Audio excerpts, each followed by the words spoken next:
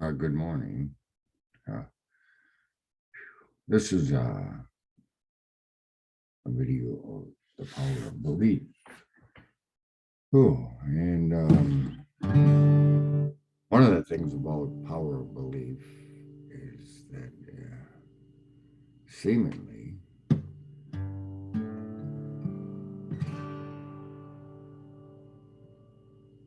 it may require more than one believer. In the process of misery loves company, uh, they're looking for somebody to join them.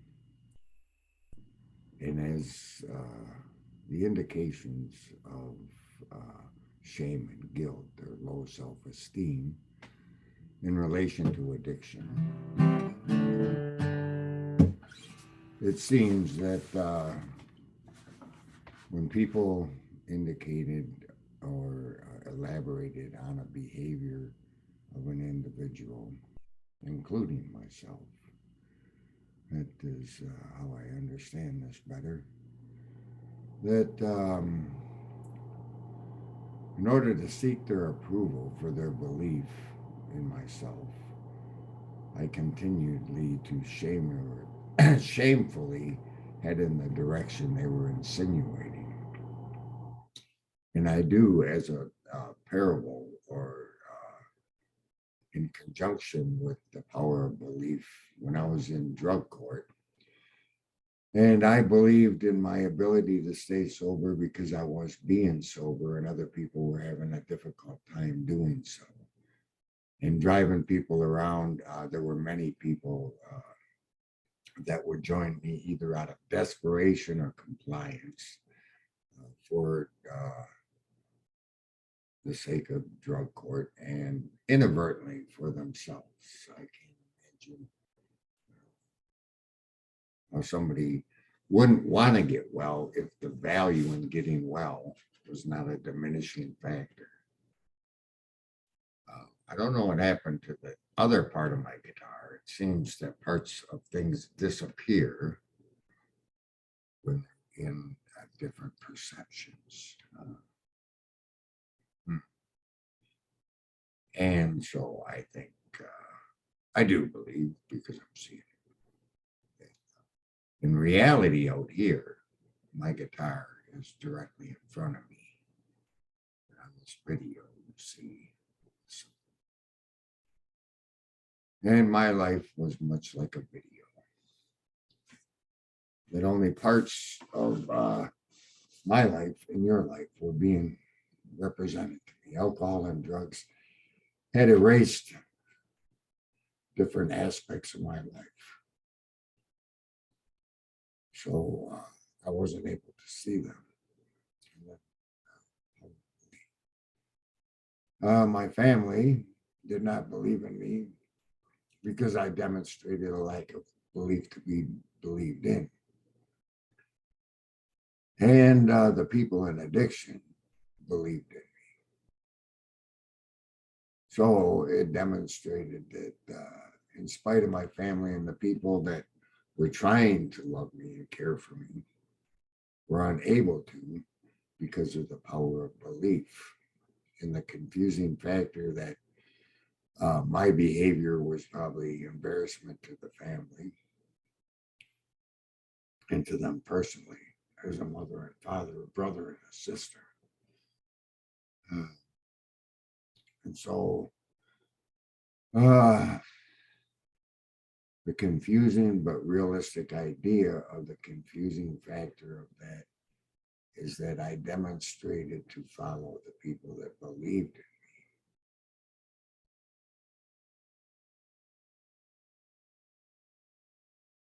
So I'd like to say I believe in you. And then now it would have to be represented. Because that is a show me statement. And not only do I want you to tell me that you care about me, but I want you to show me. And if you can endure sometimes the imbalancing factors of conduct that follow. The other aspect is early on and then later on, because now it's been 10 years since I have drank. I have used substance a few times, and them times came very much like when I was a child looking for somebody to believe in me. That when people began to not believe in me because of my behavior, justifiably, possibly so, but nonetheless, aimlessly wandering, looking for somebody to believe in me. And so I can tell you that the power of belief may be stronger than the morals of the believer. Whew, yep, that's true. And so I was laying down, it's 3:47 now on Monday morning, the 14th, November 14th. And I kept on rehearsing this stuff in my head, trying to sleep. And it felt good. It felt empowering, revived, a new sense of belonging. And so I sat up in my bed and I walked out here to the new horizons and perception and visions. Because I've been making this video clip here in PowerPoint for about a week, and I planned it much longer than that. Yeah. And my power and my belief started to be lowered in myself due to the power of belief in others in me, around me. And slowly I began to become less involved in recovery because of that belief. And it put me in a position where I'm pretty fortunate to be sitting here, because once you get in that element or essence of that misery, shameful, despicable feeling that comes along with mental isolation and then physical separation, it can be so overwhelming that coming out of it, how do you justify change? If I change now from my shameful disposition, will you accept me or sit there and look at me as a person that is always going to be there? Or because of my behavior, possibly, you wouldn't want to join me in celebrating I've changed. If I stood up now and said I've changed, I'm sorry, would you say, we'll see?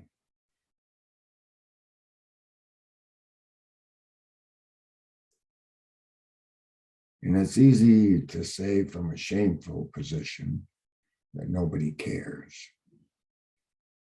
But that's not true. It's hard sometimes to care when the element of surprise and desperation and security and acceptance, rejection. And the mirror's backwards, so I kind of look better this way. If I go this way, my person is kind of kiltered.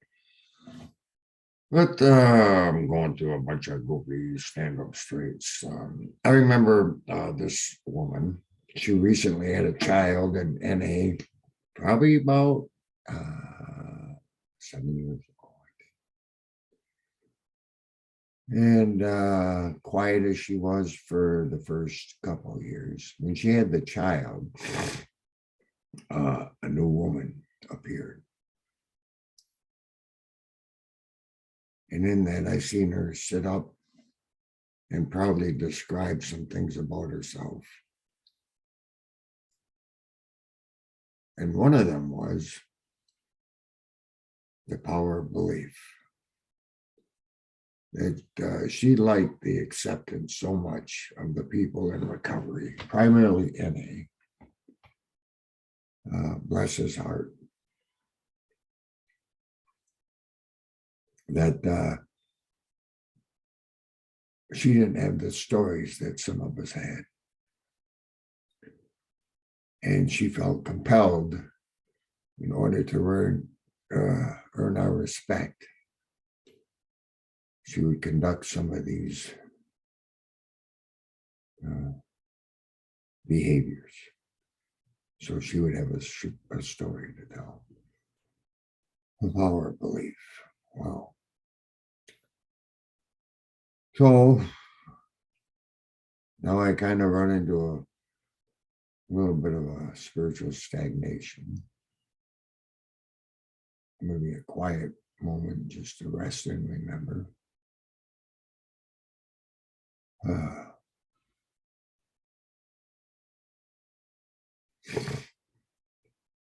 And then recently, a legacy.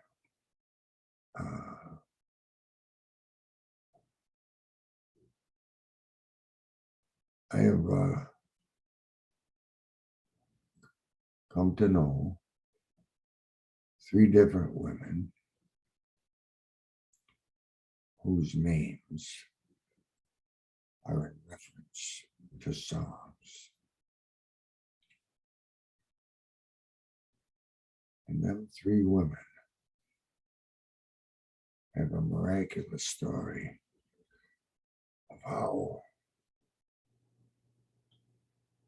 possibly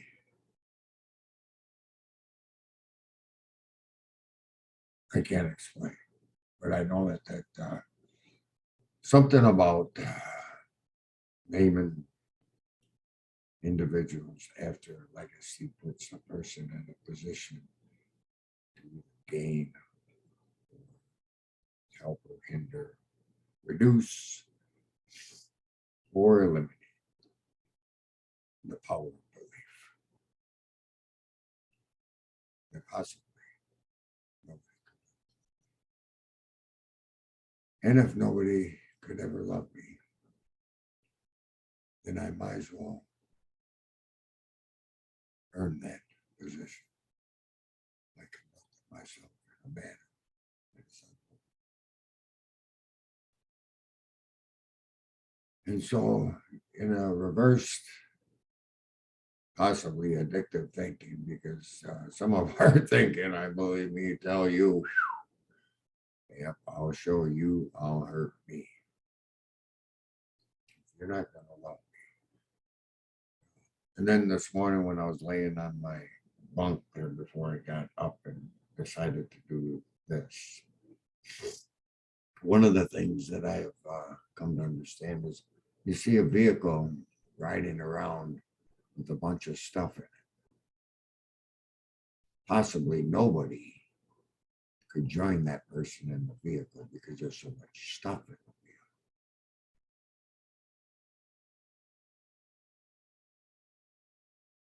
And so in reference to what I'm talking about here, it's a self-fulfilling prophecy. And I'm going to set the conditions to meet the way I feel inside. And uncontrollably, I'm going to lose a sense of moral respect for myself and others and deny my ability to be part of life.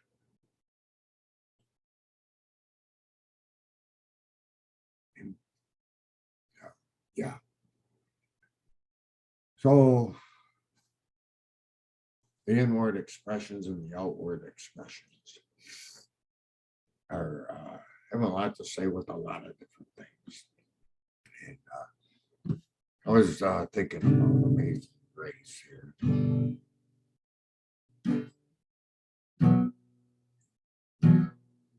Grace, how sweet the sound to say, hey, right.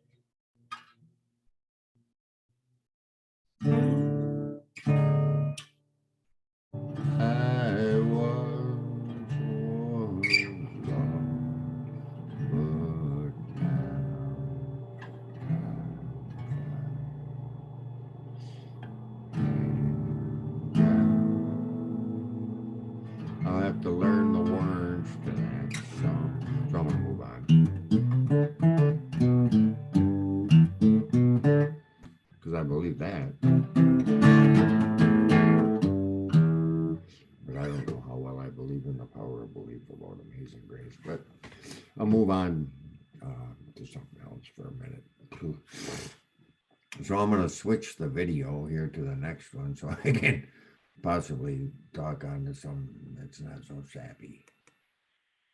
Open spaces. And I can move myself around here, I think. I can make myself a little bit smaller. And I'll put myself out here. I like myself out here. Right there. Looks like I'm looking over the hill, huh? Oh, yeah. There you are. I guess I could put myself over here. I don't know if you can see these things, but open spaces, looking for opportunities to begin. Yep. And then I got this thing here that is meeting, housing,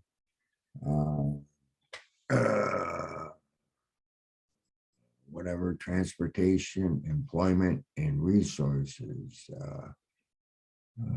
Meeting, housing, and I don't know what the hell that word is. T's. I can't read what it is. And be the change that you wish to see in the world. So with meetings, surely I've seen a demonstration in the variety of meetings. I've been around new meetings. I've opened up new meetings. I've even tried a lot of different meetings. And in the power of belief, nobody shows up to the meeting. It's kind of hard to continue to believe in oneself. Nobody believes in you. So a believer needs a believer. And I think of the age-old individual who walked to his own demise. I'm sure that that person knew that at the end of the road was the end of the road. And he shared his story with many people. And as people began to follow, demonstration of that belief was enhanced. And it was enhanced enough that in the end, very crucial part of an individual was demonstrated. And in that demonstration, the legacy lives on, surely. Whether I believe in that entity or not, I can't deny the fact that that occurrence lives. I can say that I don't believe in something, but just saying that I don't believe in something gives something life, the breath. I do not believe that there is life out there other than humans. But by saying so, you know, possibly there is. So with meetings and the power of belief, and I remember when I was in drug court, whether in compliance or whatever, in picnics, that whether people were believing in me because they were hungry or they needed something to do, or I was willing, whatever that belief was, whatever the inertia was, there was tens and 20 of us. In a moment's notice, I would say, I'm having a picnic and I'm cooking some food down at the park.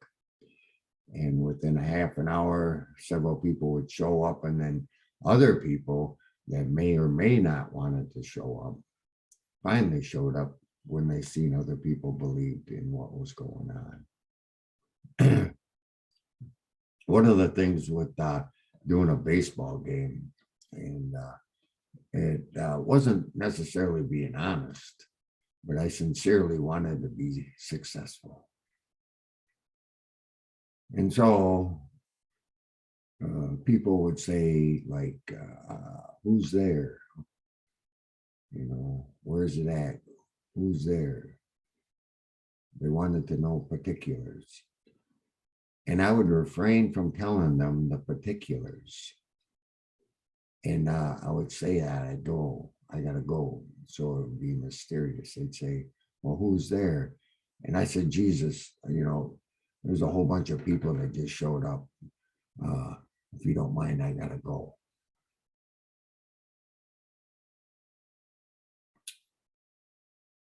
I tell them, I said, well, the 20 people just showed up. Nobody showed up. But the 20 people come to find out who showed up. And they're all seeing each other in the parking lot.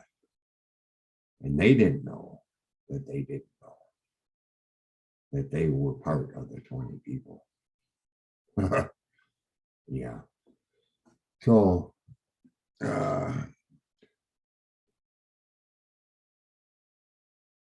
yeah. So then housing, the very same thing is now what I noticed in drug court is it was a secondary group of people going to a primary circumstance, a meeting. And because we were a second group of people that had a common bond, that we had a different power of belief. So when 5 or 6 of us from drug court would go in, we believed that we were a valued part of that group because we stood together. Walk beside me and be my friend. Yeah. It's easy to say don't drink and go to meetings. But are you going to actually participate in that circumstance? And then the other element, that recovery and addiction is torturous, mental torture and spiritual torture.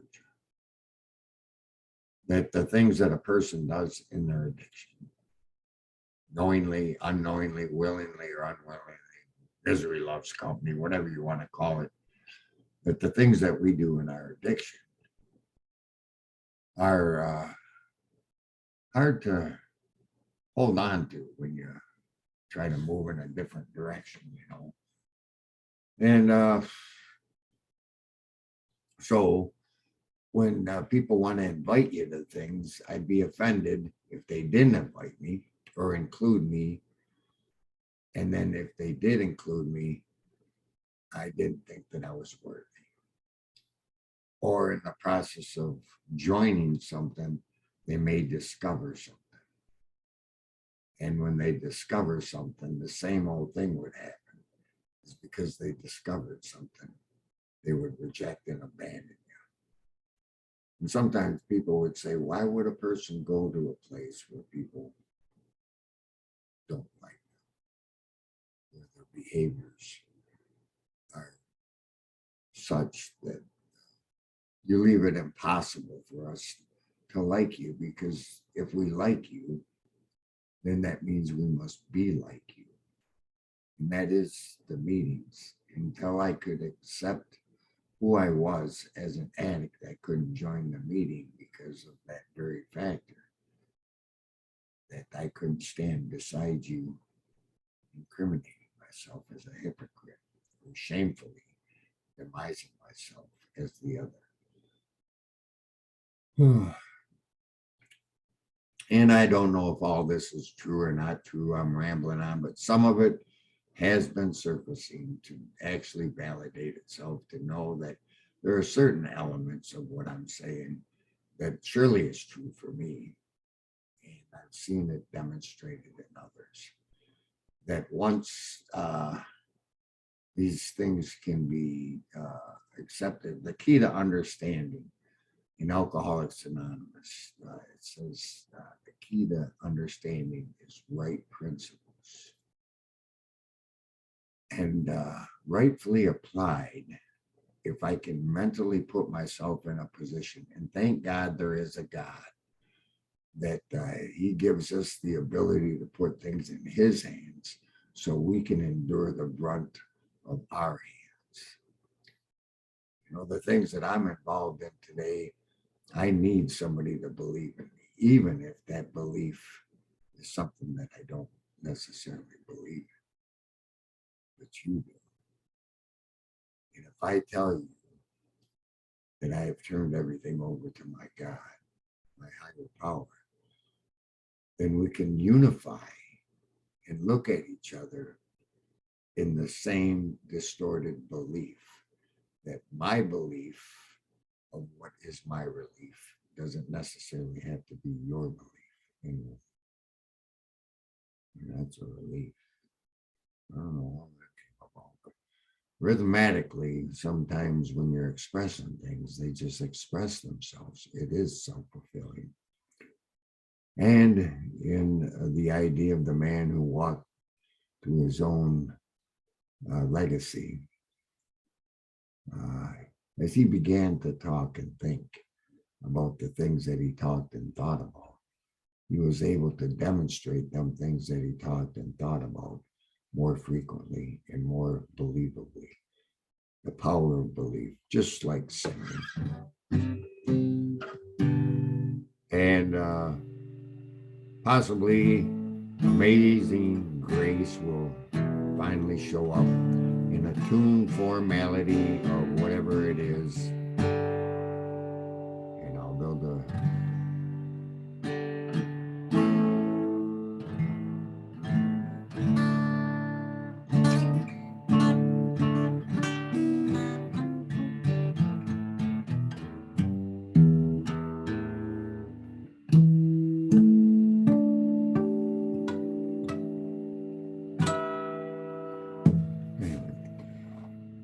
and then that word I can't see what the heck it is there. I know it's in there and I can't actually figure out what the hell it is. It's in PowerPoint. And activities. I had to go to the original. Now I see it. It says activities. So it's activities. And that's what I was talking about with picnic. So I was talking about the thing that this word right here, the third one down, it goes meeting, housing, and activities. So, and then really the other part that ain't in here, maybe it's down here, is resources. And the resources is where do you find the people that are going to be part of the people that are going to find the people? And the jails and institutions is collectively the place that we end up because of our behaviors. And what I had found is that in recovery, as people recover and regain their life, and they get involved with these jails and institutions, maybe even that there could be some people on the other side that are actually helping us to do the things that we do. That in the power of the legacy, I believe that my friends that have passed on are passing on information and spiritual empowerment for me to do the very things that I'm doing. So cool. Yeah. So activities, what do we do with our energy? How do we demonstrate that we're well? Okay, I'm well. Where do I demonstrate that? Sometimes it's hard to demonstrate that in a normal group of people because of, if I change now, are they going to accept me, or is my change compatible with your circumstances? A recovering or recovered individual may not act the same as a individual that has never had a problem, and they live a very balanced, healthy, loving, compassionate life. But nonetheless, an addict's way of expressing compassion early on, the way for an addict to show compassion is a gentleman shared a story today at the morning meeting. And he said that he was aware of a circumstance where a person had got into a bad accident. And so the driver put the passenger in the driver's seat to excuse himself from the responsibility. Now, a normal person may not get that, but sharing that to another individual in recovery may be a hinging factor for them to understand that whatever a person does in the desperation of addiction or spiritual illness to preserve what they think is their integrity, or the shameful thing is that that person put that other person there because he didn't want other people to think that he was the person that he was. And so he is transforming responsibility for the sake of his own personal well-being. And so having people in institutions that can place people in housing so they can go to meetings, so they can have activities. And then in that, they have found employment because of the resources. And that employment empowers other housings and other meetings and other activities to where this open, beautiful country don't need to be disturbed. But go and that's what another thing I was thinking today is that people that possibly have money or the courage or just the gift of getting it, whatever, to find an old town and transform it into a recovering village. And then there's when I was in Traverse City Ubering for transportation, which I was making pretty good money. And I didn't want to tell other people that I was making good money because then they might start doing it and then they would take away some of my money. They'd be dipping into my business. You know. But there was a lot of Airbnbs over there. I do not think that there's any Airbnbs for recovering people. I can find out in a moment's notice here. Still on in front of you. Air.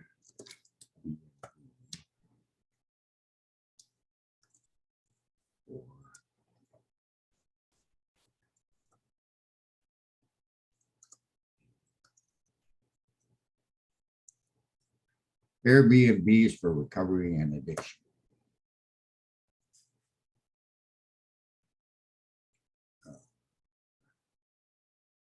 So private rooms,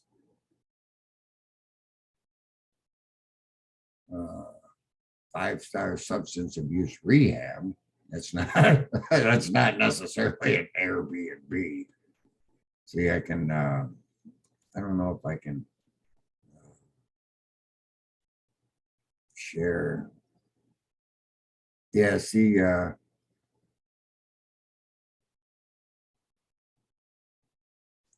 I can go over here real quick, I think, and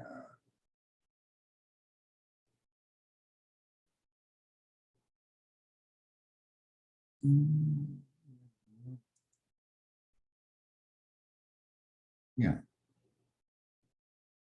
No.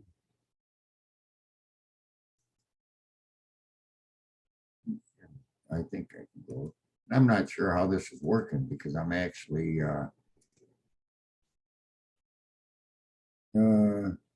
yeah, see, it's not letting me show that. No, it's not necessarily doing that. So stop sharing the screen. And I'm going to go back over here. then I'm going to go back and share. Yeah, I'll have to figure that out later.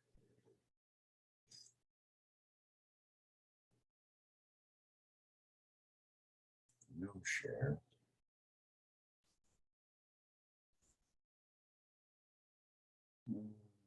Huh. I want to stop sharing. And then I want to share screen. And I want to go to advance and share. And desktop. And I guess I got to go all the way back. And I got myself here. Again. And that's how I did it. Okay, so I just had to find out how I got where it was, and I was trying to switch to a different thing, learning how this works. But I think it was still recording. So I went through the meetings, the housings, activities, transportation, employment, and resources, having Uber or Lyft or a vehicle for housing and meetings that early on in recovery. I'm sure that I know that in drug court, when I was helping people get to the places where they were going, it made compliance a lot easier. It doesn't mean that a person internally joined a lifestyle of recovery. They just began a lifestyle of compliance. And then when the compliance factor was over the leverage, then they would return. But I come to understand or believe that by reducing the anxiety and stress of having to meet all these accomplishments where they would give up early, they didn't give up early. And they just complied longer. And some of them people have OD'd. Maybe the misery of knowing that they're torn between two worlds. That's where alcohol and drug addiction is torturous. That the mental anguish of being in a position that either I don't believe in me, you don't believe in me, somebody don't believe in us, whatever it is. That puts a person in a position to contemplate maybe pushing the needle just a little too hard, or down in the bottle just a little bit too far, wrapping the rope just a little too tight.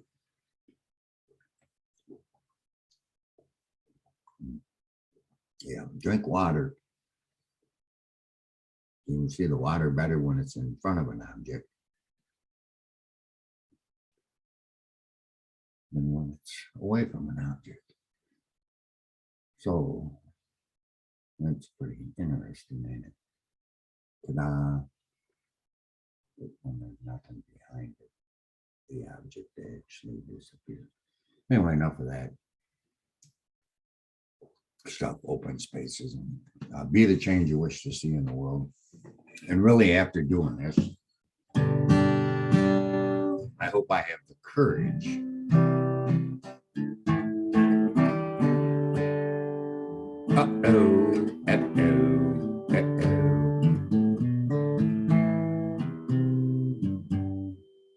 Oh, that's Sweet Home Alabama all summer long.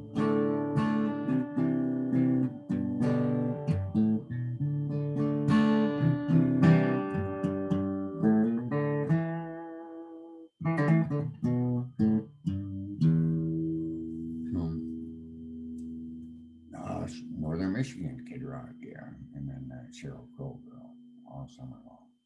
They did it all summer long. All summer long, they did it. They did it all summer long.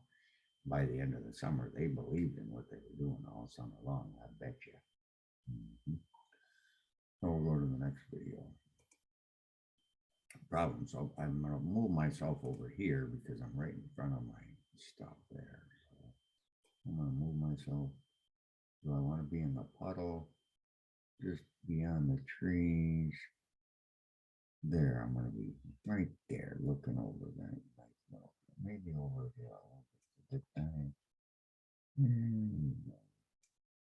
No reflection. There's no reflection here because I'm really not there. Anyway, problem solving. How do you solve problems? If somebody believes in your problem, and I think just as I'm saying that shamefully or despicably, rejection and abandon, when people were identifying my behaviors as being distasteful, they were believing it. They were given air, breathing air into the problem by gossiping or talking about each other or them. And it diminishes the power of growth of anybody or any group of people. The subtle whispers, my sponsor would tell me. And it was hard to get along with him sometimes because of his spiritual nature, that he didn't talk about other people. And so what do you talk about? That long, uncomfortable feeling of trying to be moral or correct or honest, and really difficult. And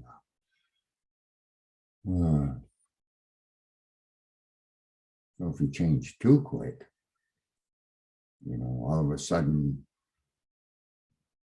maybe right during the meeting or the group setting, and right around, all of a sudden you change really quick into somebody different.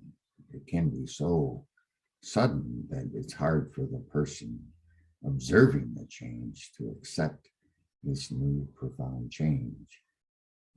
Maybe you're accomplishing something that they're not able to accomplish. And I can surely see in an envious way that has happened to me, that I have seen the change in others that hasn't occurred in me. And so then I'm done helping individuals get well because they seem to receive the benefits of getting well. And that can be a self-fulfilling prophecy. How do you solve problems? How do we solve problems? And this video is going to be quite long, so I think I'm going to stop it at the problem solving thing, and it'll be just part one of this episode, because it'll be a long video already, and there to compress it and then transfer it. So. Solutions and the problem are similar in a common factor, and each have equal benefits. The problem had benefits. When I was drinking in the wrong direction, it had benefits. When I was recently conducting myself in a manner believing what other people believed in me to be my behavior that was distasteful, and the reason why they may have not wanted to interact with me, had value. And much like any other addiction, the value becomes so overpowering that it diminishes one's ability to have. And yeah.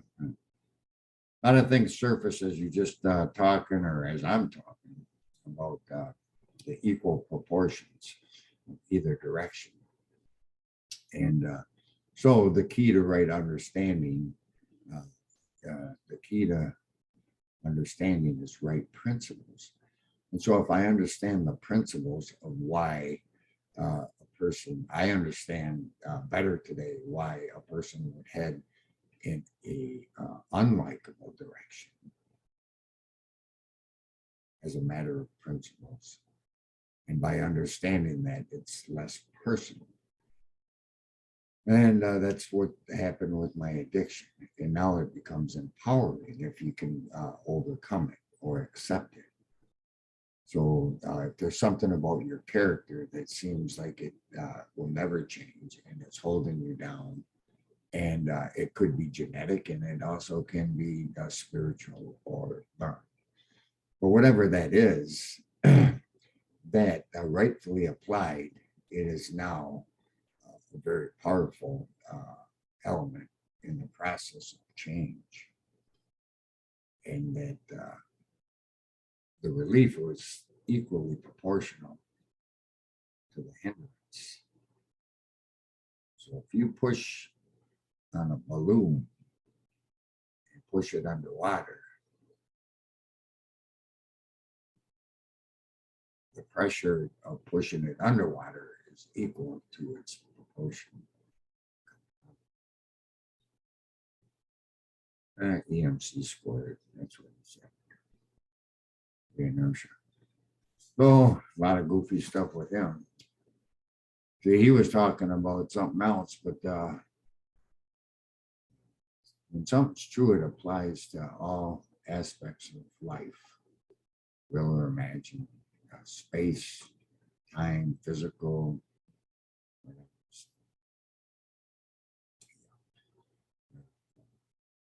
If you go down fast, you can come up fast. If it takes a long time for somebody to sink to their spiritual demise, it could take a long time to come up. Thank God getting old is a slow process, because if you were to just wake up and be old tomorrow, it'd be hard for you to accept. It would also be hard for other people to accept it. Some drugs are like that in a very short time, a person, their physical characteristics change. And when that happens to them, I can only imagine the mental, emotional torture of how they feel stuck in that position forever. New teeth can help. I think, like being hoofed. But anyway, I like the way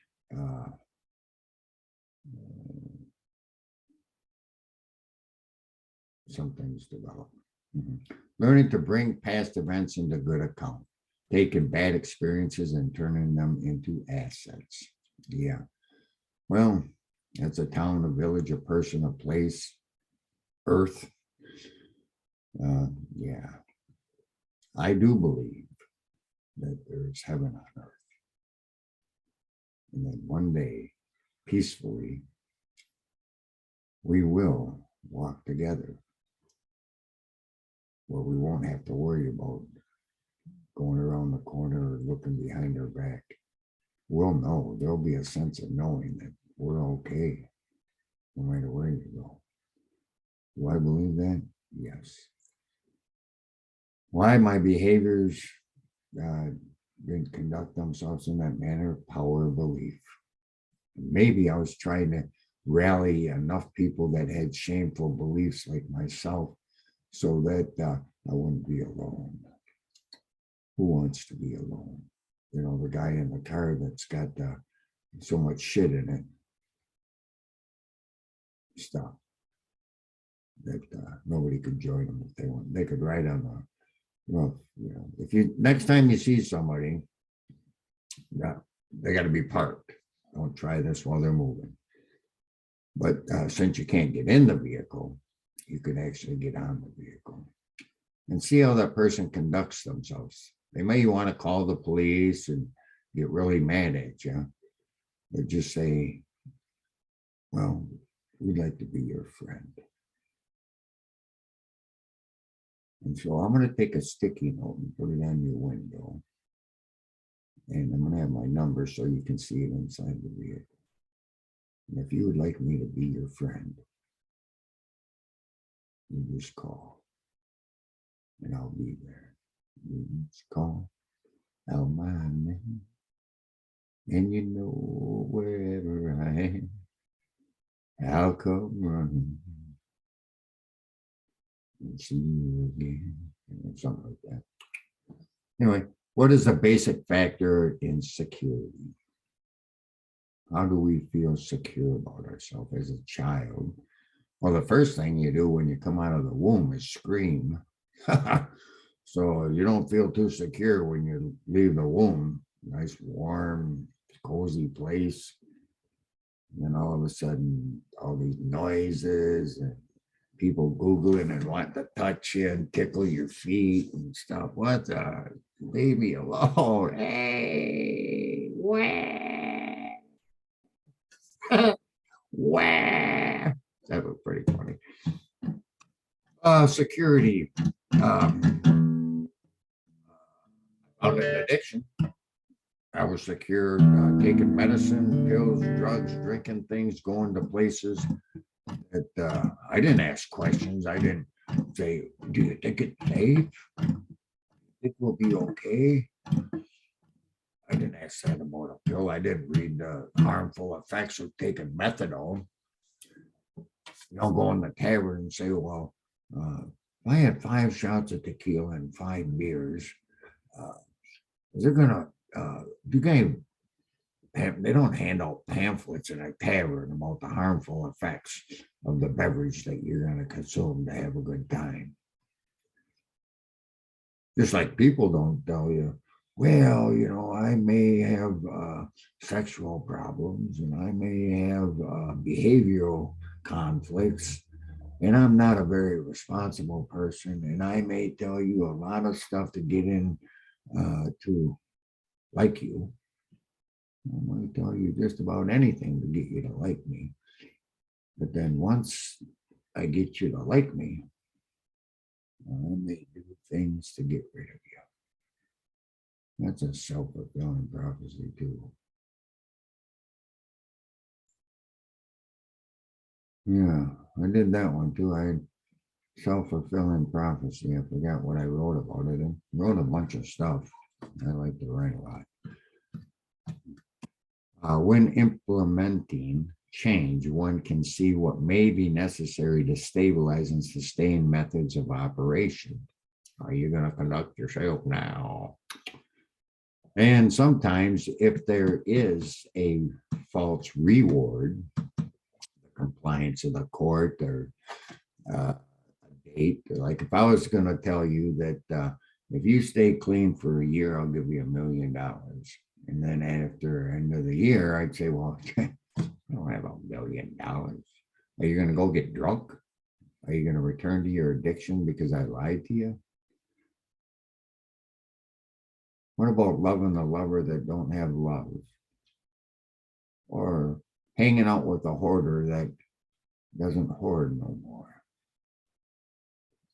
And reach out of your comfort zone and be somebody for the sake of somebody. You know, that the power of expressing concerns. Recently, I just had that happen. That in a group of people that used to come up and I think they may have idolized some aspects of myself, and then they quit idolizing a certain aspect of myself. And then there was a newcomer that I believe that person knew that that was occurring. And that person had some equal proportions of characteristical elements that would put them in a position where hugging me would have some value towards them.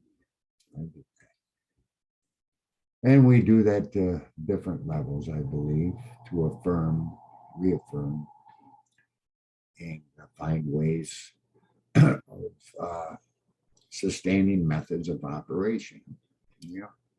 So duplication of processes and experiences. Once something works, we duplicate it.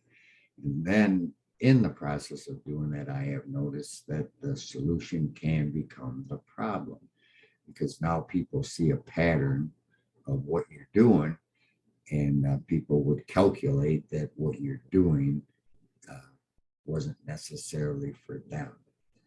And then so in the beginning, they got a friend, and then that friend went on to befriend another friend. And early on in recovery, my sponsor was very good at helping other people. And there was an individual that was in drug court, and he so happened to want to befriend my friend. And if he was to befriend my friend, then I wouldn't have as much time with my friend. So I did not want to help him get sober and take away my friend, kind of like Ubering. I didn't want to tell other people that they could make money at it because then they would possibly take money away from me. And that can be with meetings, with housing, with jobs, friends, anything. Is there an element, just to clarify, that to secure a group of people, it may be necessary or it is necessary to be somewhat secretive? That can be expensive. And learning how to endure the brunt, understanding is the key to right principles. Once I understand that sometimes, yeah, there's a lot of things coming out, but you know, that I was hoping that I'd be included in some of the decisions. And when I wasn't, then it became offensive. And the illness that follows that is destructive all summer long.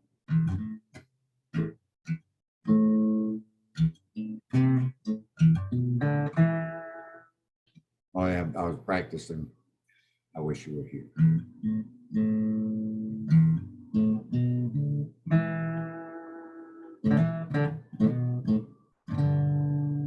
Oh, I wish you were here. Two lost souls swimming in a fish mold year after year, running over the same old grounds, haven't found the same old fear.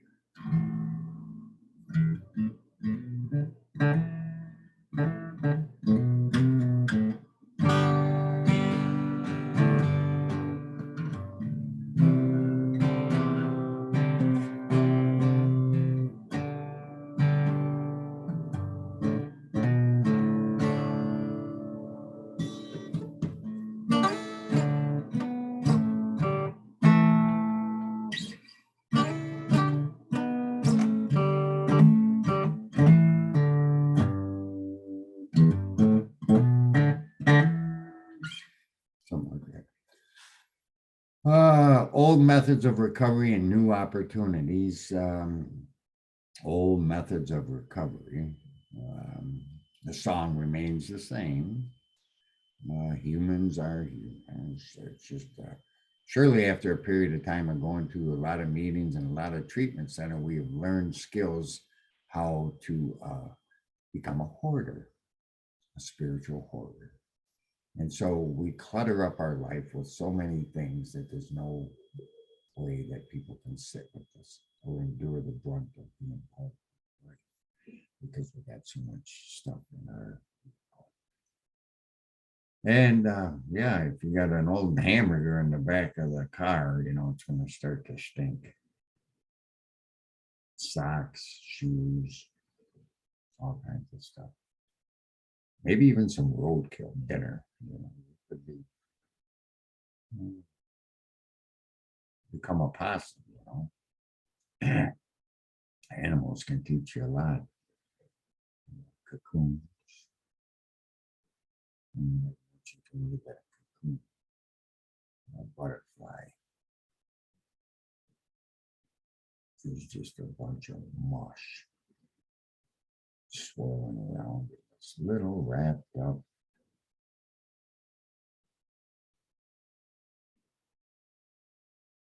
Egg cocoon. Miraculously beautiful, strong, persistent, characteristic of a and that is a symbol. Elaboration of information available to better understand the outcomes, and that's what I've been doing. And it says I could add a footer here, but I'm not going to add a footer. And I'm going to end this. It's on slide 3. I surely enjoyed making this. It's been healing for me. And I'm going to end it now. And I do wish everybody the very best. I've I'll move myself down by the pond. Yeah. I'm not drowning. I'm actually just coming out of the water like that. And I'm okay. Thank you. Possibilities are endless. Down there by the water.